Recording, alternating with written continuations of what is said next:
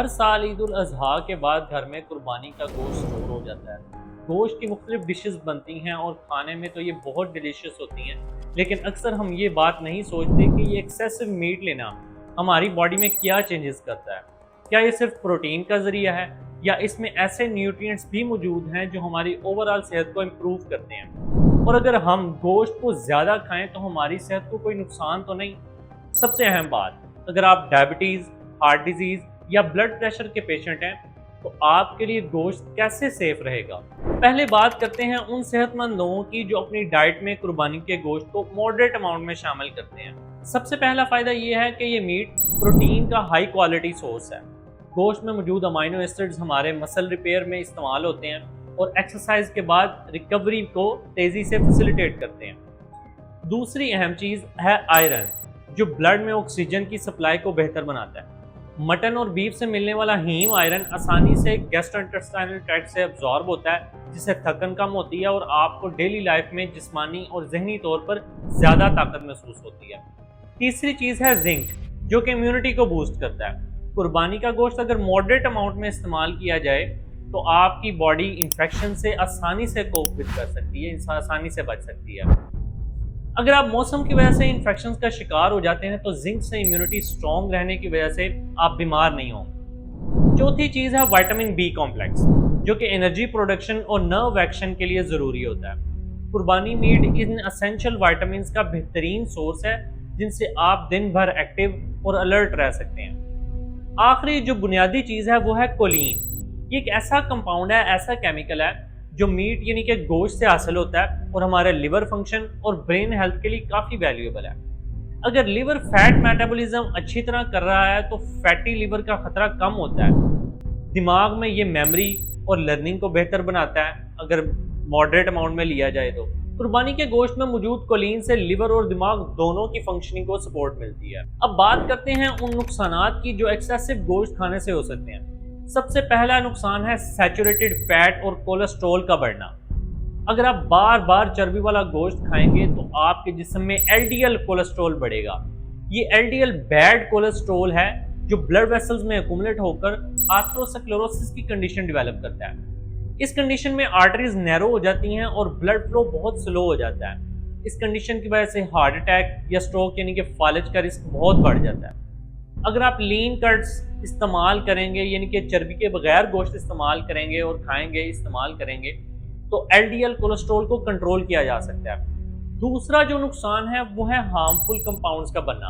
अब वो कैसे बनते हैं? जब मीट को हाई हीट पर ग्रिल करके बारबेक्यू बनाया जाता है तो उसमें एरोमेटिक हाइड्रोकार्बन्स ये कंपाउंड्स पैदा हो जाते हैं। ये केमिकल्स लॉन्ग रन में कैंसर के चांसेस बढ़ा देते हैं और ह्यूमन डीएनए को डैमेज करते हैं, जिसकी वजह से कैंसर का रिस्क बढ़ जाता है। अगर आप रोस्टिंग या स्लो कुकिंग को तरजीह देंगे तो ये रिस्क काफ़ी हद तक कम हो जाता है। मसलन अगर आप लीन मीट को ओवन में हल्की हीट पर रोस्ट करेंगे तो चर्बी ड्रिप हो जाएगी, नीचे आ जाएगी, ट्रे में निकल जाएगी और हार्मफुल कंपाउंड्स भी कम बनते हैं। तीसरा नुकसान प्रोटीन ओवरलोड का। अगर आप रोज़ाना हद से ज़्यादा गोश्त खा रहे हैं इन दिनों में तो आपके लिवर और किडनीज को नाइट्रोजिनस वेस्ट को एक्सक्रीट करने के लिए एक्सेसिव स्ट्रेस का सामना करना पड़ता है। ये प्रोसेस किडनीज पर ग्लोमेरुलर हाइपरफिल्ट्रेशन का लोड पैदा करता है, जिससे लंबे अरसे में किडनी फंक्शन कम हो सकता है और किडनी फेलियर में भी जा सकता है पेशेंट। अगर आप पहले से किडनी डिजीज या डायबिटिक नेफ्रोपैथी से गुजर रहे हैं तो आपको अपनी प्रोटीन इंटेक को लाजमी कम करना होगा। चौथा नुकसान है वेट गेन और डाइजेस्टिव इश्यूज। अगर आप ज़्यादा चर्बी वाला गोश्त रिफाइंड कार्ब्स जैसे कि वाइट रोटी, नान या चावल के साथ खा रहे हैं तो डाइजेस्टिव सिस्टम स्लो हो जाएगा, डाइजेशन स्लो हो जाएगी। आपको गैस, ब्लोटिंग, एसिडिटी या कॉन्स्टिपेशन जैसे प्रॉब्लम्स हो सकते हैं। लेकिन अगर आप लीन मीट के साथ फाइबर रिच फूड्स जैसे कि सैलड या ब्राउन राइस या होल व्हीट की रोटी खाएंगे तो डाइजेशन बेहतर रहेगी और वेट मैनेजमेंट भी अच्छी तरह होगी। और यही वजह है कि अगर आप गोश्त से मिलने वाले एक्स्ट्रा फैट्स कंज्यूम ना कर सकें, आपकी बॉडी यूज़ ना कर सके, तो वो एडिपोज टिश्यूज में स्टोर हो जाते हैं और फैट बन जाते हैं, जिसकी वजह से आपका वेट गेन होता है। अब बात करते हैं उन लोगों की जो किसी ना किसी बीमारी के मरीज हैं, तो उनके लिए कुर्बानी का गोश्त कैसे सेफ रहेगा। सबसे पहले बात करते हैं डायबिटिक पेशेंट्स की। डायबिटिक पेशेंट्स अगर लीन मीट इस्तेमाल करें और चर्बी हटाकर रोस्ट किया हुआ या बेक किया हुआ गोश्त इस्तेमाल करें तो आपके ब्लड शुगर पर डायरेक्ट असर नहीं पड़ेगा। गोश्त खाने से ब्लड शुगर लेवल की स्पाइक्स ना हो, इसलिए कुकिंग में एक्स्ट्रा ऑयल और शुगर फ्री योगर्ट इस्तेमाल करें। गोश्त के साथ सब्जियां और फाइबर रिच इंग्रेडिएंट्स लाजमी ऐड करें ताकि आपका ब्लड शुगर लेवल स्टेबल रहे और स्पाइक ना हो। अगर आप इंसुलिन ले रहे हैं तो गोश्त खाने से पहले ब्लड शुगर लेवल लाजमी चेक करें और उसके मुताबिक अपना पोर्शन एडजस्ट करें। आमतौर पर डेली लीन मीट, रोटी या चावल खाने के बजाय फाइबर रिच फूड्स का इस्तेमाल करें तो आपकी इंसुलिन रेजिस्टेंस की कंडीशन इंप्रूव होगी। अब बात करते हैं हार्ट पेशेंट्स की। हार्ट पेशेंट्स के लिए कुर्बानी का गोश्त तब तक महफूज होता है जब आप सैचुरेटेड फैट और सोडियम पर नज़र रखकर लीन कट सेलेक्ट करें। अगर आप सिर्फ लीन पार्ट्स ही खाएंगे जो कि चर्बी के बगैर गोश्त होता है तो एलडीएल कोलेस्ट्रॉल बढ़ने का इम्कान कम रहेगा। गोश्त की मैरिनेशन में नमक बिल्कुल कम रखें और ऑयल की बजाय हल्की कोटिंग ऑलिव ऑयल की ही इस्तेमाल करें। इसी तरह हार्ट पेशेंट्स अपनी डाइट में सब्जियां और होल ग्रेन्स ऐड करें जैसे कि ब्राउन राइस, ताकि फाइबर से हार्ट के लिए ज़रूरी कोलेस्ट्रॉल जो है वो कंट्रोल होता रहे और ज़्यादा ना हो। नेक्स्ट आते हैं हाई ब्लड प्रेशर के पेशेंट्स की तरफ। हाई ब्लड प्रेशर या हाइपरटेंशन के पेशेंट्स की सूरत में गोश्त खाने से पहले गोश्त को पानी में बॉयल करना बेहतर होता है। इससे क्या होता है, इससे एक्स्ट्रा सोडियम और चर्बी यानी कि फैट निकल जाती है। फिर जब रोस्ट या बेक करें तो मिनिमल साल्ट यानी कि नमक का कम से कम इस्तेमाल करें।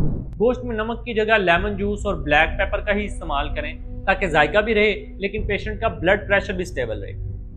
अब आते हैं किडनी पेशेंट्स की तरफ। क्रोनिक किडनी डिजीज के पेशेंट्स के लिए कुर्बानी का गोश्त उनकी डाइट का सबसे नाजुक हिस्सा होता है। अगर किडनीज प्रोटीन मेटाबॉलिज्म की वजह से प्रोड्यूस होने वाले नाइट्रोजनस वेस्ट को फिल्टर नहीं कर पा रही तो प्रोटीन इंटेक लिमिटेड करना बहुत ज़रूरी होता है। इसलिए ज़रूरी है कि आप अपने डॉक्टर से डेली अपनी प्रोटीन रिक्वायरमेंट मालूम करें और उसके मुताबिक ही लीन मीट यानी कि कुर्बानी का गोश्त इस्तेमाल करें। ऐसे पेशेंट्स के लिए मीट को दोबारा फ्रीज नहीं करना चाहिए क्योंकि बैक्टीरिया की ग्रोथ बढ़ सकती है उस मीट में। अगर आप किडनी पेशेंट्स के लिए डाइटिशियन से कंसल्ट करेंगे तो वो आपको स्पेसिफिक पोर्शंस और उसके स्पेसिफिक कॉम्बिनेशन के साथ बताएगा कि इतनी अमाउंट में ही प्रोटीन लेना आपके लिए बेहतर है और उतनी अमाउंट में ही लेना आपने।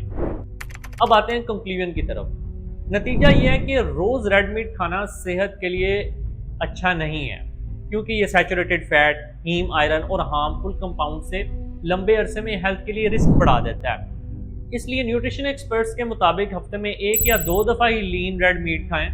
बाकी दिन चिकन, फिश या प्लांट बेस्ड प्रोटीन्स जैसे कि दाल और बीन्स वगैरह लें। इस डाइटरी रोटेशन से आपको मुख्तलिफ न्यूट्रिएंट्स भी मिलते रहेंगे और आपका गट माइक्रोफ्लोरा यानी कि गट माइक्रोबायोटा और गट के बैक्टीरिया वो डाइवर्स रहेंगे।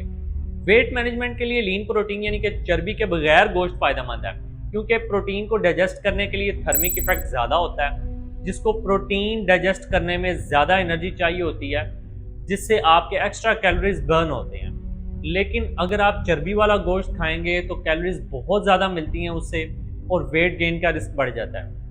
अगर आप फिजिकली एक्टिव हैं तो लीन प्रोटीन आपकी मसल्स को रिपेयर करने में मदद देता है, लेकिन अगर आपका लाइफस्टाइल बिल्कुल सेडेंटरी है तो लीन प्रोटीन के साथ हल्की वॉक या स्ट्रेचिंग का स्केड्यूल ज़रूर बनाएं। होपफुली ये वीडियो आपके लिए हेल्पफुल रही होगी। अगर आपको कोई सवाल है तो कमेंट सेक्शन में ज़रूर पूछ लें। इस चैनल की हर वीडियो आपको हेल्दी रहने में और बीमारियों से बच के रहने में हेल्प करेगी। अगर आपका भी यही मिशन है तो चैनल को ज्वाइन कर लें एंड टेक केयर।